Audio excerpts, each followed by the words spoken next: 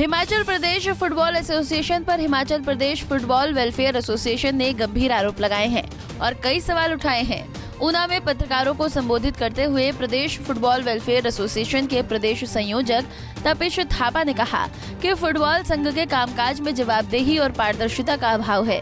वहीं उन्होंने कहा कि पिछले लंबे अरसे से प्रदेश में काम कर रहे फुटबॉल संघ में न ही कोई नियम है और न ही संघ का कोई संविधान है। तपेश थापा ने कहा कि पिछले कई साल से महासचिव और कोषाध्यक्ष के पद पर कोई बदलाव नहीं हुआ है, जबकि सरकारों के बदलने के साथ साथ अध्यक्ष जरूर बदलने पड़े हैं और न ही संघ द्वारा चुनाव को लेकर कोई जानकारी साझा की जाती है। तपेश थापा ने कहा कि पिछले 12 साल से संघ द्वारा न ही अपने बैंक खातों की कोई जानकारी दी गई है और न ही संघ द्वारा कोई लेखा जोखा कहीं भी प्रस्तुत किया गया है। उन्होंने कहा कि यही नहीं, संघ द्वारा प्रदेश के खिलाड़ियों की भी अनदेखी करते हुए बाहरी राज्यों के खिलाड़ियों को तरजीह दी जा रही है, जिससे प्रदेश के खिलाड़ियों को अपनी प्रतिभा का प्रदर्शन करने के लिए उचित मंच नहीं मिल रहा है। तपेश थापा ने कहा कि वेलफेयर एसोसिएशन जल्दी ही इस मुद्दे को केंद्रीय खेल मंत्री अनुराग ठाकुर और हिमाचल प्रदेश की सरकार के समक्ष उठाएगी।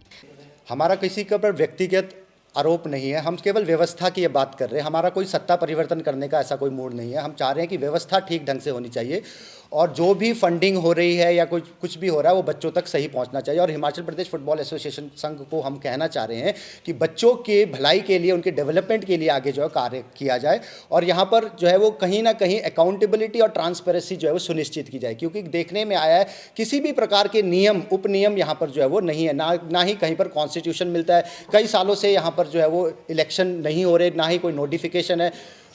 सरकार चेंज होती है, प्रेसिडेंट चेंज होता है, परंतु जनरल सेक्रेटरी और ट्रेजरर सेम रहता है।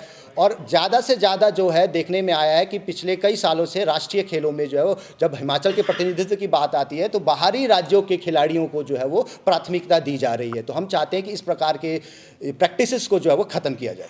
इस पर जिस प्रकार बताया कि अभी हमने हमारा एक हाईकोर्ट में भी केस चला है इस पे, तो 3 हेयरिंग हो चुकी है, परंतु वो जवाब नहीं दे पा रहे हैं। तो अभी 9 जनवरी को एक और हाईकोर्ट में जो है इसकी हेयरिंग लगेगी। अभी तो क्या सरकार से भी कोई आपकी डिमांड? हम चाहेंगे हम सरकार से भी समय लेंगे। हमारे अभी नवनिर्मित सीएम सुक्खू जी, उनसे हमें को काफ़ी आशा है, तो हम उनके पास भी जाएंगे और हम हो सकेगा तो हम जो है अनुराग ठाकुर जी से, जो कि हमारे सेंटर में स्पोर्ट्स मिनिस्टर है, उन तक भी अपनी आवाज़ पहुंचाएंगे। हम नहीं कहते कि राजनीति हावी है, क्योंकि राजनीति को भी जो है वो अनदेखा नहीं किया जाता, क्योंकि राजनीति जो है वो नीतियां बनाती है और नीति, इसमें राजनेताओं की कोई गलती नहीं होती। हर राजनेता जो है वो नीतियां बना रहा है, अच्छे के लिए ही बना रहा है, परंतु इस नीतियों के अंदर जो कुछ लोग बैठे हुए हैं जो कि इस नीतियों का गलत फायदा उठा रहे हैं। अब देखो, सरकार चेंज हो रही है, वो तो चेंज हो रहा है, प्रधान चेंज हो रहा है क्योंकि वो काम करना चाहता है, परंतु जो एग्जीक्यूटिव बॉडी में जो मेन जनरल सेक्रेटरी और ट्रेजरर है वो चेंज नहीं हो रहे।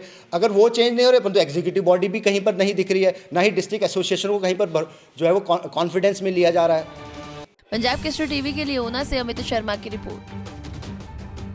हमसे जुड़े रहने के लिए हमारे YouTube चैनल को सब्सक्राइब करें और नई वीडियो की नोटिफिकेशन के लिए बेल आइकॉन को दबाएं। अगर आप ये वीडियो Facebook पर देख रहे हैं तो लाइक जरूर करें और ज्यादा से ज्यादा शेयर करें। इसी तरह के और भी अपडेट्स के लिए फॉलो करें हमारा Instagram पेज himachal.kesri।